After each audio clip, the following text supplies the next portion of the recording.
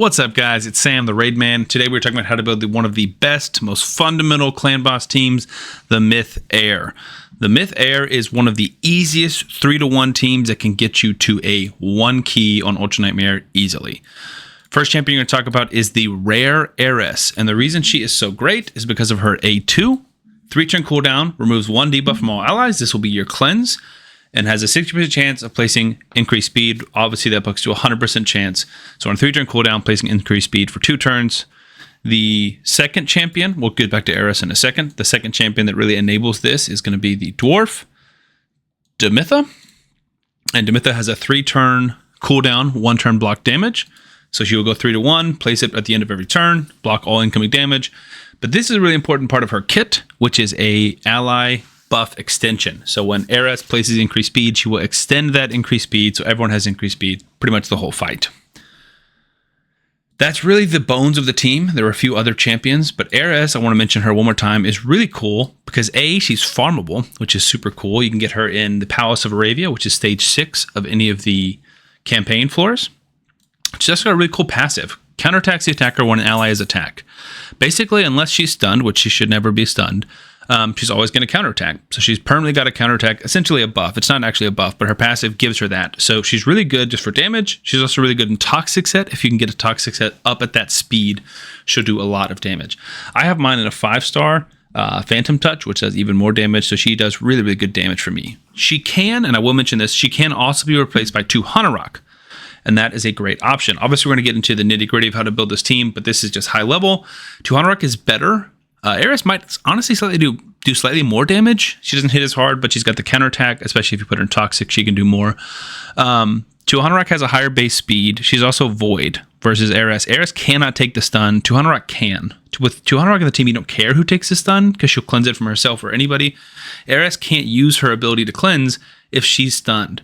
So the issue with that is you have a Void champion, Heiress, who's a Force champion. You have a Magic champion and a Spirit champion. So you have all the different affinities. So if you want to use Heiress, you either have to build 2 damage dealers, 1 for Spirit affinity clan boss, or you have to build just 1 main Force affinity damage dealer. Because if she takes a stun, the run is over.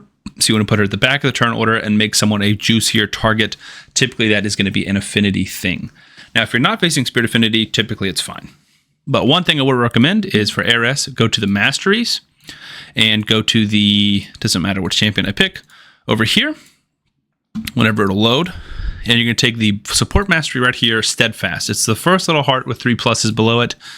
Max HP plus A10.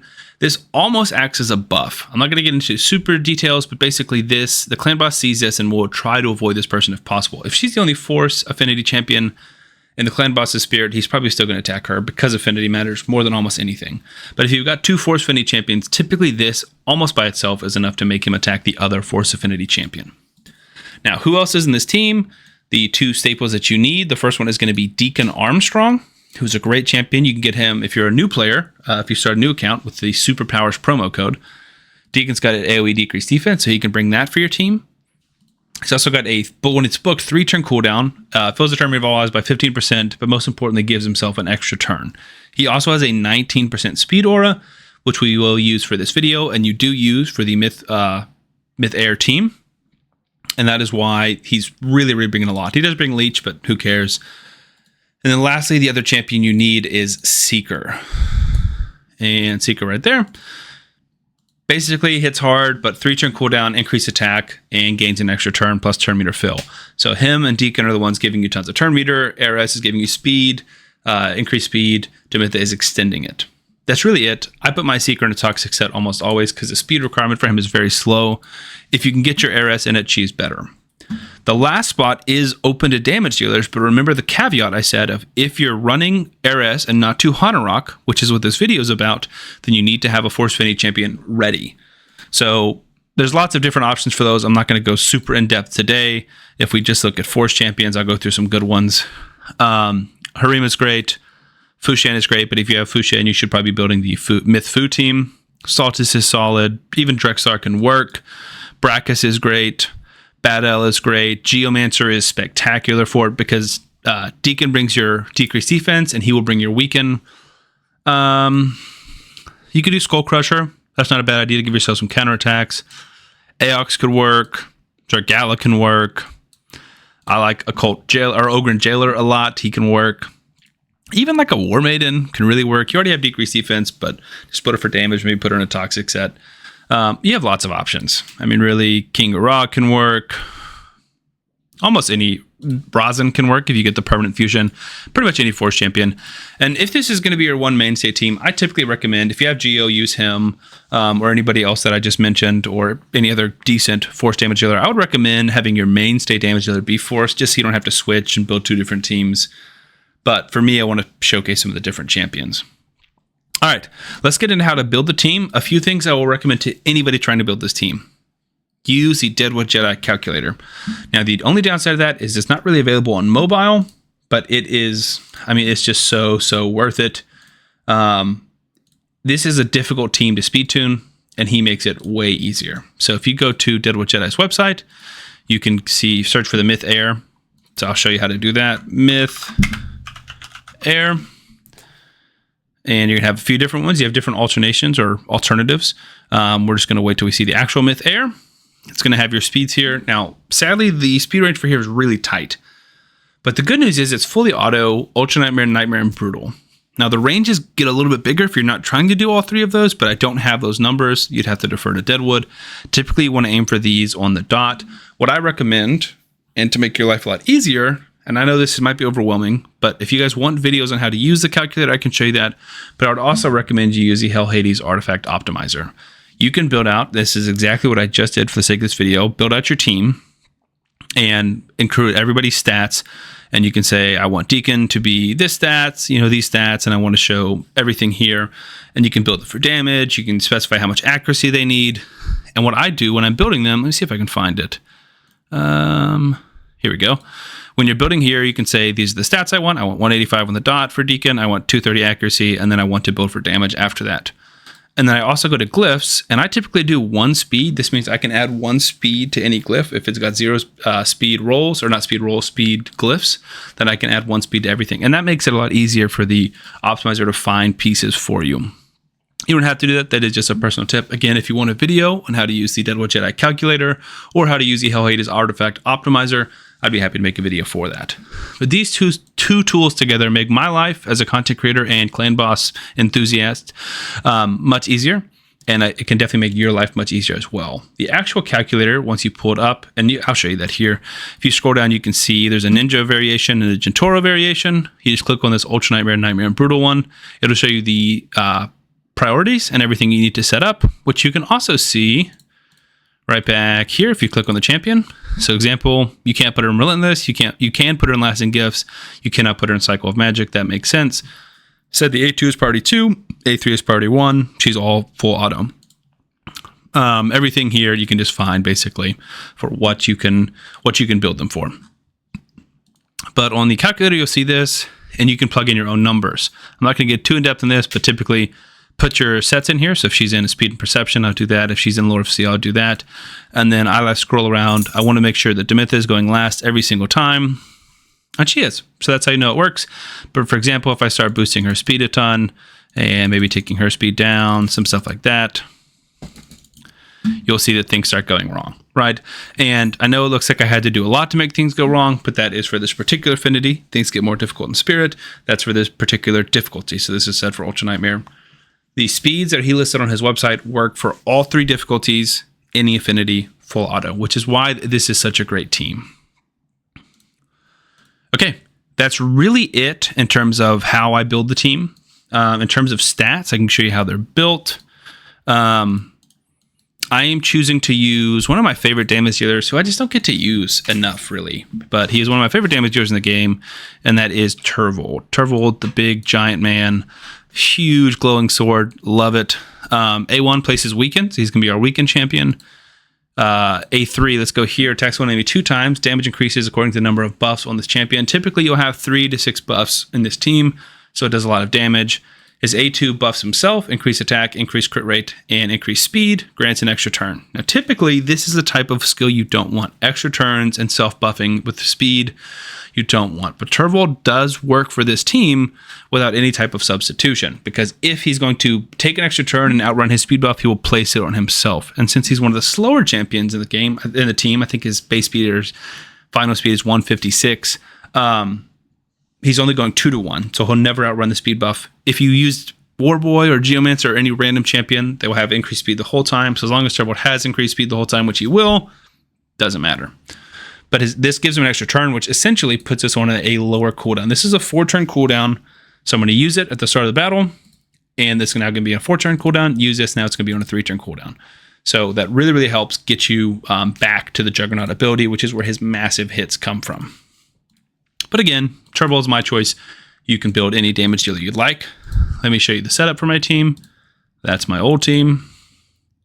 All right. So again, Deacon is going to be the speed lead, giving everyone 19% speed, which really, really helps. Also, speed auras are difficult to calculate, and the Deadwood calculator does that for you.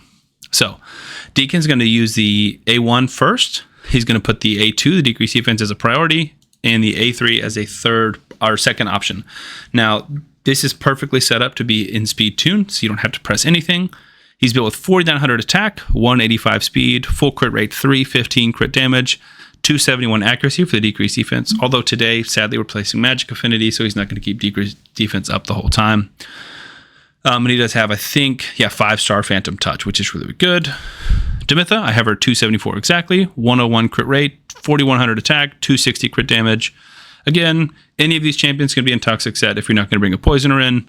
That's just up to you. 274 is a very high speed, especially to get in Toxic Set.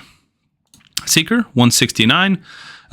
Demitha, by the way, opens with the A3, then the A2, then the A1. So 1, 2, 3, 1, 2, 3. That's it.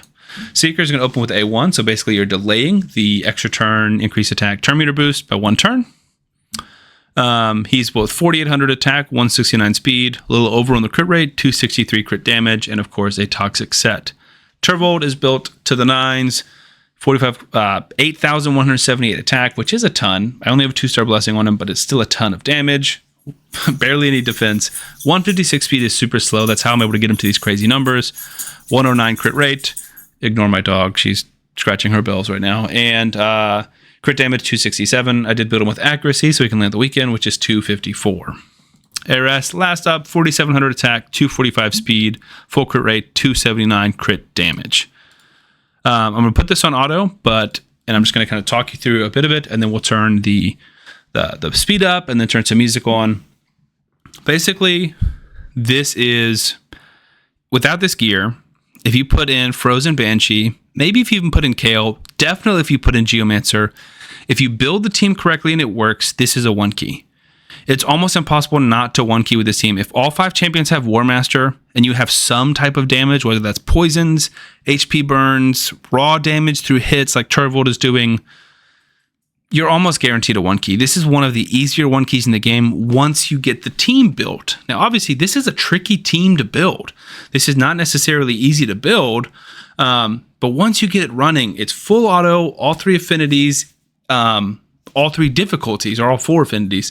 I know I've said that a few times, but there's not many of those teams, right? The teams that I spotlight the most, the Mythfu, the Mithru Hanorok that I created, the Mithru Elva, those teams are, but there's not a ton of them, and those require very high, very specific champions. This one requires a Void Epic, a Spirit Epic, a Magic Epic, and then a Force Rare that is campaign farmable. The hardest champion to get is Demitha. Again, I have Turvold, but you don't have to use Turvold.